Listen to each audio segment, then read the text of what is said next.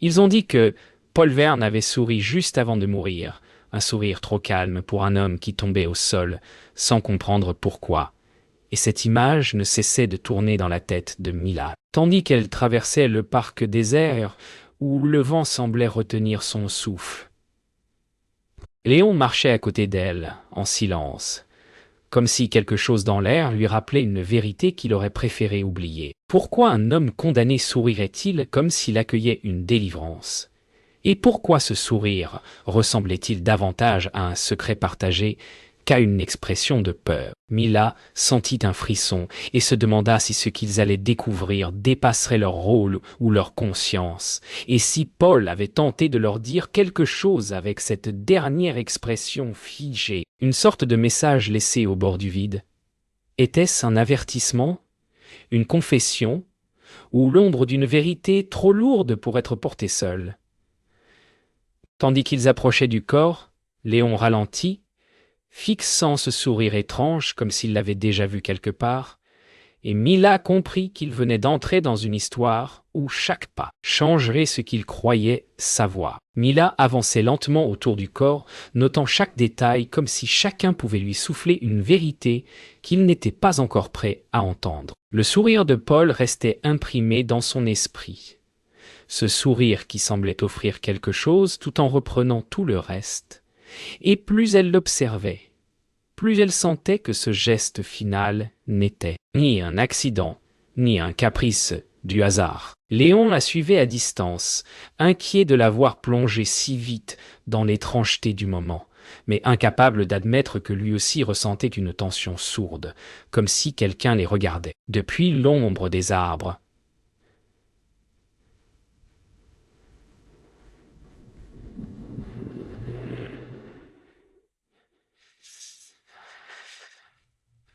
pourquoi Paul aurait-il accueilli la mort sans lutte?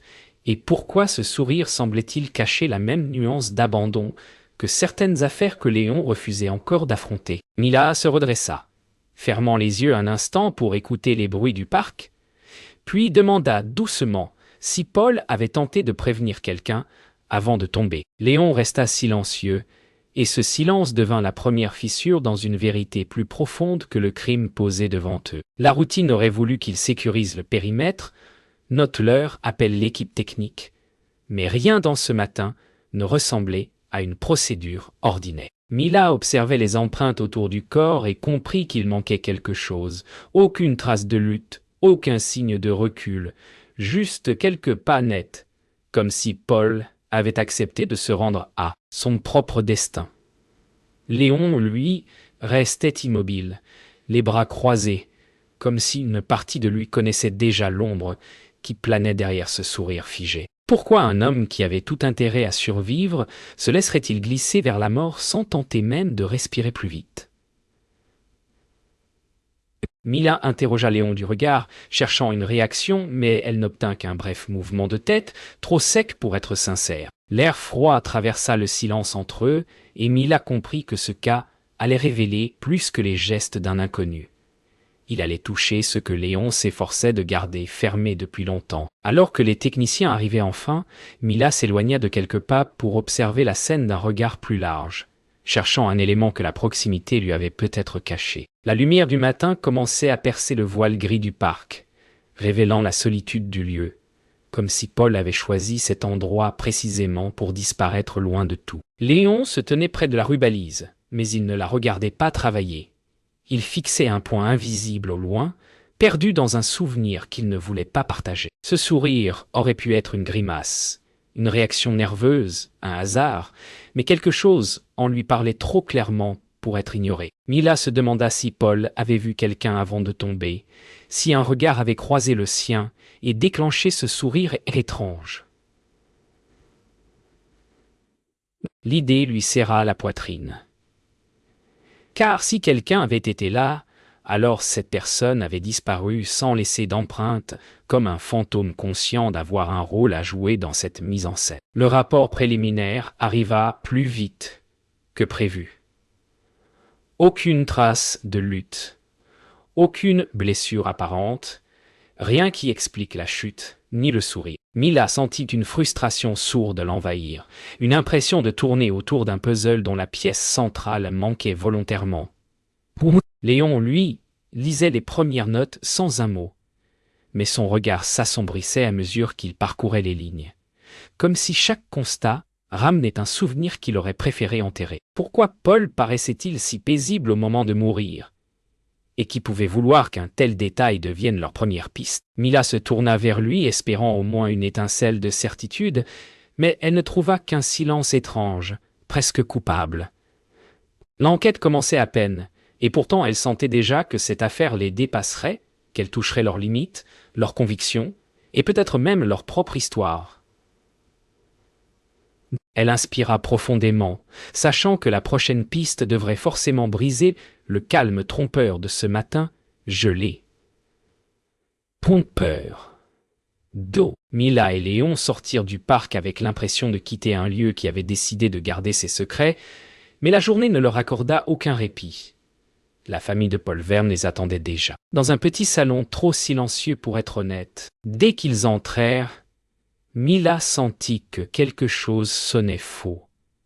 Un accord mal placé dans une mélodie trop bien répétée. La veuve parlait d'un homme inquiet, nerveux, persuadé d'être suivi, mais chaque phrase semblait glisser sur une vérité qu'elle refusait d'avouer. Léon observait en retrait, notant les silences plus que les mots, et chaque hésitation lui rappelait un vieux schéma qu'il aurait préféré oublier. Pourquoi un homme convaincu d'être menacé aurait-il accepté de se rendre seul au parc à l'aube, et pourquoi sa femme tremblait-elle davantage quand Mila évoquait le sourire figé sur son visage? Le malaise grandit, et Mila comprit que la première couche de mensonge venait d'apparaître, fine mais solide, comme un voile qui avait été placé là depuis longtemps. Après l'entretien, Mila relut mentalement chaque mot, chaque hésitation, et quelque chose ne cessait de la frapper.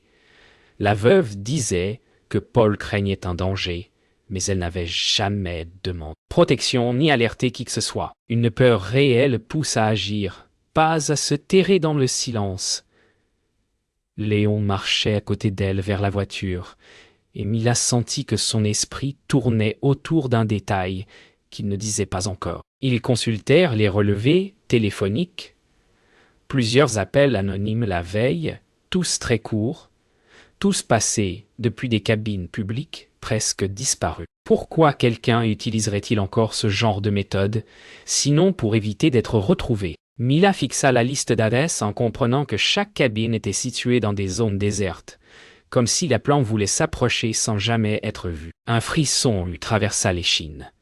Cette affaire avançait comme si quelqu'un les guidait par fragments, leur laissant juste assez pour avancer sans jamais comprendre trop vite. Ils se rendirent à la première cabine téléphonique encore debout, un vestige oublié sur le trottoir d'une rue presque vide. La vitre sale reflétait leur silhouette comme une menace déformée.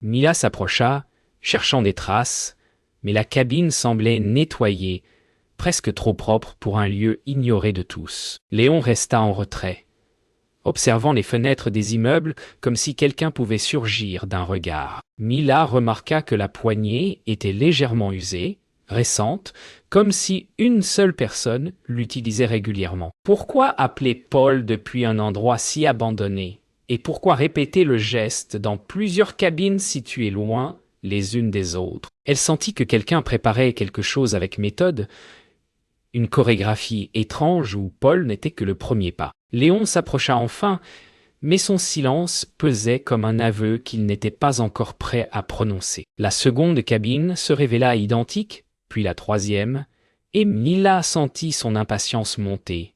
Quelqu'un prenait un soin maniaque à masquer ses traces. Mais la répétition même devenait un indice. Léon marchait devant elle, ses pas mesurés, comme s'il cherchait un souvenir dans les ombres des rues qu'il traversait. Mila a compris qu'il connaissait cette sensation, cette façon pour un suspect de créer des pistes trop propres pour ne pas être intentionnel. À la quatrième cabine, elle trouva enfin quelque chose. Un ticket de bus froissé coincé dans le cadre de la porte, daté de la veille. Rien de certain, mais assez pour donner une direction. Pourquoi un appelant invisible laisserait-il un objet aussi banal? Sauf si ce détail devait attirer leur attention. Mila sentit un début de fil, fragile mais réel, et elle vit dans les yeux de Léon une étincelle qu'elle n'avait pas vue depuis le début de l'affaire. De retour à la voiture, Mila étala les indices sur le capot. Les adresses des cabines, le ticket de bus, les relevés d'appel. Tout semblait dispersé, sans le lien évident, mais quelque chose dans cet ensemble formait une ligne invisible que Mila commençait à percevoir. Point. Léon observait en silence, la tête légèrement baissée, comme s'il reconnaissait un schéma qu'il espérait ne plus revoir un jour. Pourquoi ces cabines formaient-elles un cercle presque parfait autour de l'ancien foyer fermé, un lieu dont personne ne parlait plus, mais qui sombrait encore dans les souvenirs de Léon? Mila fronça les sourcils en traçant la forme du doigt, sentant le poids soudain de cette révélation. Si le cercle convergeait vers ce foyer, alors ce n'était pas un hasard. Quelqu'un voulait les y conduire, et Paul n'était probablement que le premier nom sur une liste que personne n'avait encore découverte. Le foyer fermé apparaissait devant eux comme une cicatrice plantée, au milieu d'un terrain oublié. Un bâtiment gris dont les fenêtres semblaient retenir des histoires qu'aucun rapport officiel n'avait voulu écrire. Mila s'arrêta quelques secondes avant de franchir le portail rouillé, frappée par l'étrange silence qui enveloppait les lieux. Un silence trop lourd pour être naturel. Léon resta derrière elle, immobile, comme si chaque pierre de cette cour lui rappelait une période qu'il avait tenté d'effacer de sa mémoire. Pourquoi cet endroit, désert depuis des années, semblait-il encore habité par une présence invisible? Et pourquoi ce lieu revenait-il aujourd'hui au cœur d'une enquête commencée par un sourire figé? Mila sentit une tension glisser dans sa poitrine.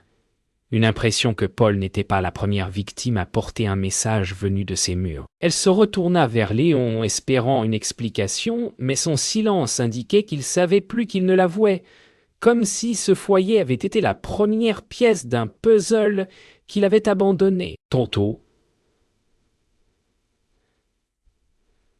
l'intérieur du foyer se révélait pire que Mila ne l'avait imaginé. Des couloirs vides où l'air semblait figé, des portes entr'ouvertes, comme des bouches, prêtes à avaler les souvenirs qu'Elsa contenait. Elle avançait lentement, éclairée par la lumière froide filtrant à travers les vitres cassées, tandis que Léon suivait sans un mot, ses pas lourds comme s'il portait un poids invisible. Les dossiers retrouvés dans un bureau effondré étaient maigres, étrangement propres, presque trop bien rangés pour un lieu abandonné. Pourquoi quelqu'un serait-il revenu ici récemment? Et pourquoi laisser des traces si discrètes? Comme s'il voulait qu'il les trouve sans en comprendre toute la portée. Mila ouvrit un tiroir et tomba sur une liste partielle d'adolescents ayant séjourné ici, mais elle remarqua immédiatement plusieurs noms manquants, comme effacés volontairement. Ce vide lui serra la gorge, et elle comprit que Paul n'était peut-être pas seulement lié à ce foyer. Il était lié à ce qui avait été retiré, oublié, ou caché pour de bonnes raisons. Dans l'ancienne salle commune, Mila découvrit un détail qui la fit frissonner.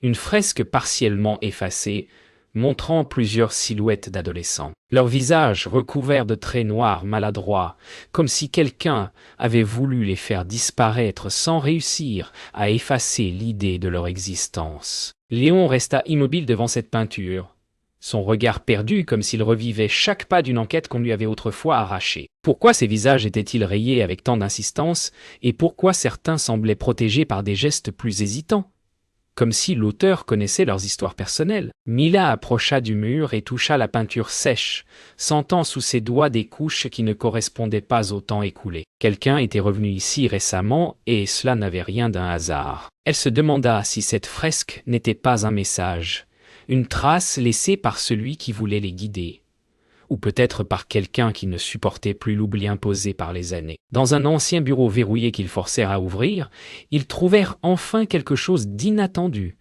un tiroir contenant plusieurs enveloppes non scellées, chacune portant un nom différent. Mila les ouvrit une à une, découvrant des lettres écrites d'une main tremblante, décrivant la peur des nuits dans ce foyer, les bruits dans les couloirs, les disparitions que personne n'osait signaler. Léon, lisant par-dessus son épaule, blêmit légèrement, et Mila comprit qu'il avait déjà vu ce genre de document autrefois, avant que l'affaire ne disparaisse mystérieusement dans un large silence administratif.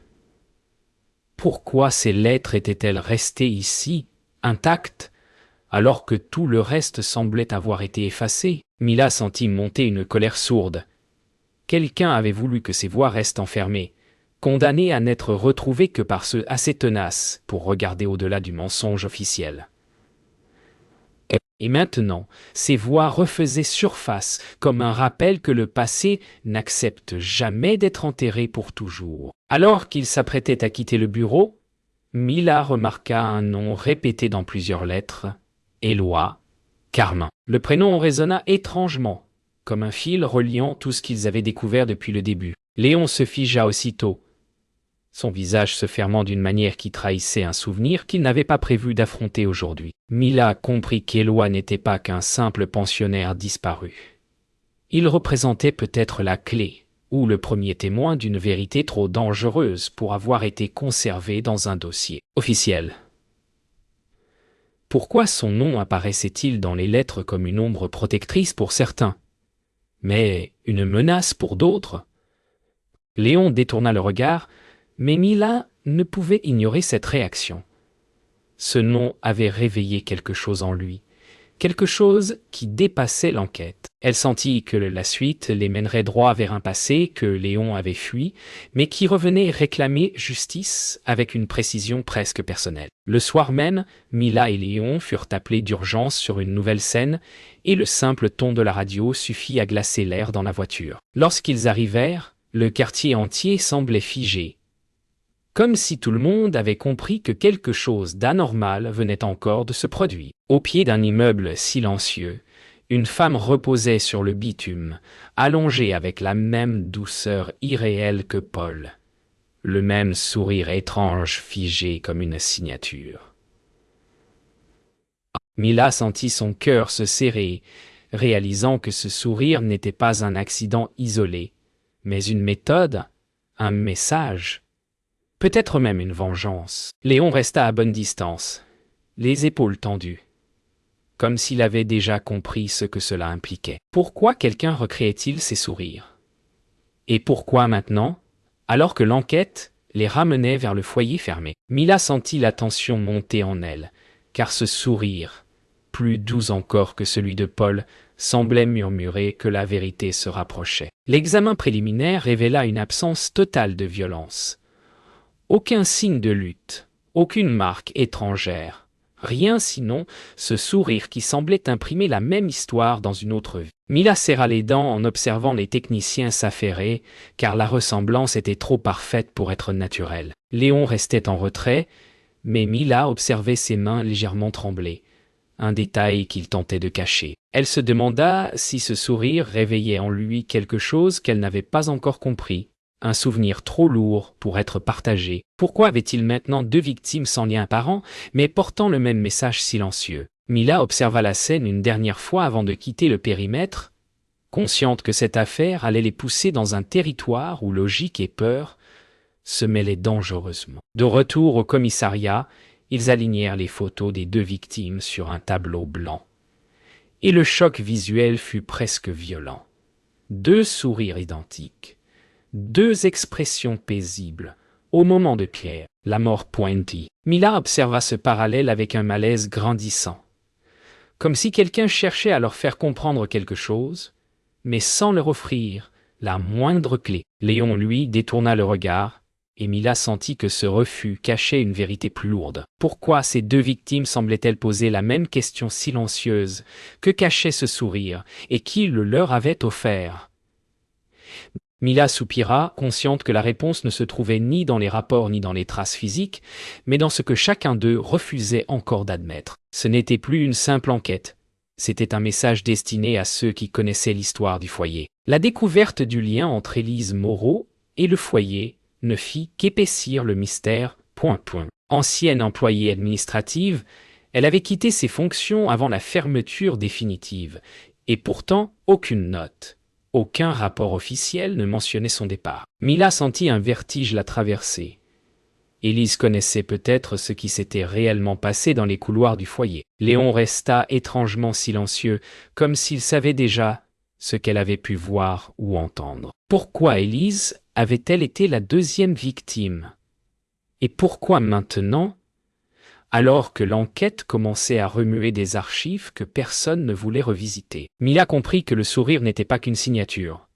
C'était une accusation adressée à ceux qui avaient laissé le foyer sombrer dans l'oubli. C'est en quittant les archives que Mila fit la découverte qui changea tout. Une ancienne liste du personnel du foyer, froissée et oubliée, dans un tiroir coincé. Parmi les noms, celui d'Éloi Carmin apparaissait à nouveau, mais cette fois associé à une annotation manuscrite. Yogé dernier témoin You. Mila sentit son souffle se bloquer, car ce mot ne disait pas seulement qu'Éloi avait survécu. Il disait qu'il avait vu quelque chose d'indescriptible. Léon prit la feuille, et Mila vit ses doigts se crisper autour du papier. Pourquoi Éloi était-il encore au centre de cette histoire, comme une ombre refusant de disparaître? Mila comprit qu'ils approchaient d'un nœud, d'un endroit où le passé n'avait plus peur de revenir frapper. Et ce sourire, répété d'une victime à l'autre, n'était plus un mystère. C'était un rappel, peut-être même un avertissement. La nuit était tombée quand Mila rentra enfin au commissariat, mais une silhouette l'attendait déjà dans le couloir, immobile comme une ombre plantée dans le béton. Léon. Il fixait le vide, le dos contre le mur, le visage fermé d'une manière qu'elle n'avait encore jamais vue. Quand elle s'approcha, il détourna le regard, comme s'il craignait qu'elle lise en lui la vérité qu'il tentait encore de retenir. Elle lui parla d'Éloi, de la mention jeudi dernier, témoin de ce lien qui revenait sans cesse. Mais Léon resta muet, presque triste. Pourquoi avait-il tant de mal à prononcer ce nom, et pourquoi ce silence ressemblait-il à une confession qu'il ne voulait pas formuler? Mila comprit que cette affaire n'atteignait pas seulement leur dossier. Elle atteignait Léon lui-même, et peut-être ceux qu'il avait fui pendant des années. Elle sentit un poids invisible se déposer entre eux, un poids qui ne disparaîtrait plus. Dans la salle d'interrogatoire vide, Mila obligea Léon à s'asseoir et lui demanda enfin ce qu'il savait réellement du foyer. Il resta silencieux, puis finit par avouer qu'il avait enquêté ici autrefois, avant qu'on ne lui retire le dossier sans explication. Il décrivit des disparitions étranges, des adolescents qui semblaient terrifiés par quelqu'un ou quelque chose, mais à l'époque, personne n'avait voulu l'écouter. Mila, troublée, comprit que Léon portait cette affaire comme une blessure mal refermée, une honte injuste qu'on lui avait imposée. Pourquoi l'avait-on empêché de poursuivre? Et pourquoi les victimes d'aujourd'hui semblaient rouvrir précisément la plaie qu'on lui avait forcé à cacher? Elle sentit que Léon n'était pas seulement témoin de cette histoire. Il en était une victime silencieuse, un survivant d'un mensonge institutionnel.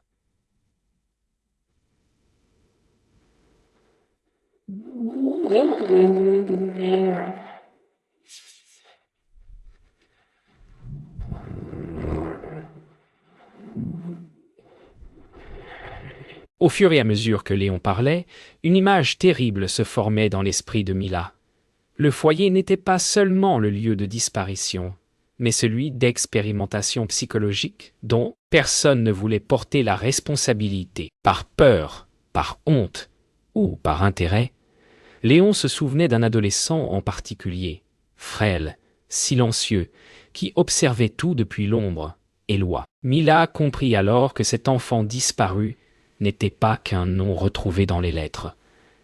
Il était peut-être le seul qui savait tout, le seul qui avait survécu. Pourquoi personne ne l'avait recherché après la fermeture du foyer, et pourquoi son nom revenait toujours comme un murmure entre les lignes? Le silence qui suivit fit frissonner Mila. Si Éloi était vivant, alors peut-être qu'il n'avait jamais cessé d'attendre le moment de parler. Mila décida de consulter d'anciens employés, mais chaque porte qu'elle frappa ouvrit sur la même chose. Des visages fermés, des phrases courtes, des souvenirs refusés. Certains prétendaient ne plus se rappeler, d'autres détournaient carrément le regard lorsqu'elle évoquait Éloi ou les disparitions. Ce silence généralisé avait quelque chose d'effrayant, comme si une vérité lourde se cachait derrière une entente muette. Léon la suivait, de plus en plus nerveux, car il reconnaissait ce mur invisible qu'on lui avait opposé autrefois. Pourquoi ces adultes, responsables du foyer, tremblaient-ils encore en entendant des noms vieux de plusieurs années? La peur qu'elle lisait dans leurs yeux ressemblait moins à de la culpabilité qu'à la terreur d'un secret trop grand pour être révélé. Mila comprit que le passé n'était pas enterré, il respirait encore, dans les ombres de ses voix brisées. En quittant leur dernier entretien, Mila sentit une vérité s'imposer peu à peu.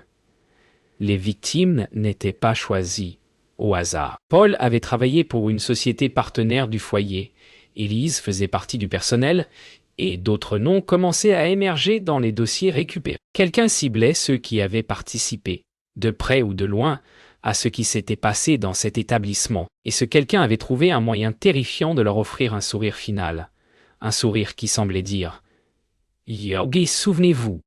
Léon s'arrêta brusquement dans la rue, comprenant que si ce schéma était réel, alors d'autres allaient forcément suivre. Pourquoi Éloi aurait-il attendu toutes ces années pour frapper? Et pourquoi maintenant, alors que Mila et lui déterraient enfin ce que tout le monde avait voulu oublier? Mila sentit son cœur s'accélérer. Ils n'étaient plus seulement enquêteurs, ils étaient devenus les témoins d'une histoire prête à exploser. L'appel arriva peu après minuit. Un témoin avait vu une silhouette rôder autour de l'ancien foyer, une silhouette frêle, rapide, presque furtive. Mila et Léon se précipitèrent immédiatement, le cœur battant plus vite que les sirènes qu'ils avaient laissées éteintes. En approchant du bâtiment, Mila sentit quelque chose changer dans l'air, comme si les murs eux-mêmes attendaient ce moment depuis des années. Puis, elle le vit, debout dans la cour, immobile, comme une branche brisée. Éloi, Carmin. Léon s'arrêta net, son souffle coupé, tandis que Mila avançait, incapable de détourner les yeux de ce visage marqué, éclairé par la lune. Pourquoi Éloi était-il revenu maintenant, et que voulait-il leur montrer en se tenant devant l'endroit qui avait détruit tant de vies? Mila sentit que la frontière entre victime et bourreau devenait soudain floue, presque invisible. Éloi ne parlait pas tout de suite. Il les regardait comme si leur visage portait les réponses qu'il attendait depuis des années. Mila fit un pas de plus, mais ce fut Léon que le regard d'Éloi accrocha, un regard lourd, presque accusateur. Mila comprit alors que la souffrance de cet homme n'était pas seulement liée au foyer, mais à l'enquête abandonnée, à ce silence auquel Léon avait été forcé d'obéir. Éloi finit par murmurer que les victimes n'avaient jamais oublié ce qu'elles avaient fait, que leur sourire était simplement la dernière vérité qu'il pouvait leur rendre. Pourquoi parlait-il avec tant de calme, comme si la mort n'était plus qu'un outil dont il maîtrisait chaque geste? Mila sentit un frisson la traverser. Ce n'était plus un fugitif. C'était un survivant qui avait choisi sa propre justice. Ils l'emmenèrent dans une pièce abandonnée du foyer, improvisant une salle d'interrogatoire dans un lieu qui semblait connaître chaque souffle d'Éloi. Il ne résistait pas. Il semblait même soulagé de s'asseoir, comme si ce moment devait arriver depuis longtemps. Mila lança les premières questions, mais Éloi répondait avec une précision presque froide, décrivant les nuits où certains membres du personnel forçaient les adolescents à des rituels étranges. Des expériences supposées thérapeutiques, eux qui n'étaient que cruauté maquillée. Mila sentit sa gorge se serrer tandis que Léon fermait les yeux, frappé par la confirmation de ce qu'on l'avait empêché de révéler autrefois. Pourquoi si peu de preuves avaient-elles survécu alors que le récit d'Éloi portait la vérité brute? Mila comprit que les victimes de maintenant étaient liées à ceux qui, à l'époque, avaient fermé les yeux volontairement. Lorsque Mila demanda comment Paul et Élise étaient morts, Éloi baissa enfin les yeux. Il expliqua qu'il ne leur avait jamais fait de mal directement. Il leur avait seulement donné au creux-foie Yo. Mila comprit alors que le sourire n'était pas un symbole laissé au hasard. Éloi parlait d'une substance utilisée jadis dans le foyer pour provoquer des réactions de calme forcées chez les adolescents les plus difficiles, un produit interdit depuis longtemps, administré sans leur consentement. Léon sentit son cœur se briser. Ce sourire tranquille et doux n'était que le reflet d'une tranquillité artificielle imposée autrefois dans ces mêmes murs. Pourquoi Éloi avait-il décidé de reproduire ce procédé aujourd'hui? Parce qu'il ne voulait pas tuer. Il voulait que ces adultes sentent ce qu'ils avaient fait vivre aux enfants. Lorsque Mila lui demanda pourquoi maintenant, Éloi releva enfin la tête. Son regard semblait traverser les murs du foyer, comme s'il voyait encore les ombres de ceux qui avaient disparu. Il expliqua qu'il avait attendu que quelqu'un ose enfin regarder dans la bonne direction, que l'enquête se rapproche suffisamment de la vérité pour ne plus pouvoir être enterré. Mila comprit que leur pas, leur découverte, avait servi de signal. Éloi ne cherchait pas seulement à punir, il voulait révéler, forcer le monde à entendre ce qui avait été étouffé. Léon, le visage défait, réalisa qu'il avait été une pièce de ce puzzle involontairement, un témoin que le système avait fait taire. Pourquoi eux deux se retrouvaient-ils ici, maintenant, face à la seule personne qui avait survécu à tout? Mila sentit une émotion complexe la traverser. Compassion, peur, et la sensation brutale que la vérité venait de se retourner contre eux. La décision tomba au petit matin. Éloi serait placé en garde à vue dans un bâtiment sécurisé, loin du foyer, et loin des ombres qu'il avait façonnées. Pourtant, en marchant vers la sortie, Mila sentait que rien n'était réellement terminé. Léon avançait devant elle, le dos plus voûté que jamais, comme si ce dernier entretien lui avait retiré une part de lui-même. Le silence entre eux n'était pas un refus, mais une fatigue profonde, une conscience nouvelle de ce qu'ils avaient réveillé. Pourquoi la vérité semblait-elle toujours coûter plus cher à ceux qui la cherchaient qu'à ceux qui la fuyaient? Mila observa le ciel pâle du matin, comprenant que l'histoire d'Éloi n'était pas seulement un souvenir à réparer, mais un avertissement sur ce que l'oubli permet de reproduire. Et alors qu'il s'éloignait, elle sentit déjà qu'une nouvelle lutte commençait, plus politique, plus fragile, plus dangereuse que la précédente. Au commissariat, l'ambiance changea brutalement. Des supérieurs qu'il voyait rarement se mêlaient soudain aux discussions, exigeant des rapports rapides, minimisant certains faits, en tordant d'autres pour les rendre plus présentables. Mila sentit la colère monter, mais Léon resta étrangement calme, comme s'il reconnaissait ce théâtre administratif. Il lui expliqua d'une voix basse que c'était exactement ainsi qu'on avait enterré l'affaire autrefois, en noyant la vérité sous des phrases creuses et des priorités inventées. Mila sentit un goût amer dans sa bouche. Pourquoi un système censé protéger choisissait-il si souvent la facilité de l'oubli? Elle posa sa main sur les dossiers, déterminée à ne pas les laisser disparaître dans une armoire verrouillée. Mais autour d'eux, elle voyait déjà se refermer les premiers cercles de silence. Plus les heures passaient, plus le ton changeait. On demanda à Mila de reformuler certains passages, d'adoucir des détails, de retirer des éléments considérés comme ougai, non pertinents.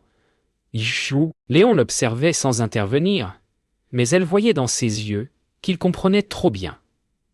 Il revivait exactement la même désillusion que des années plus tôt. Mila refusa de modifier quoi que ce soit, et le silence qui suivit eut la lourdeur d'une menace.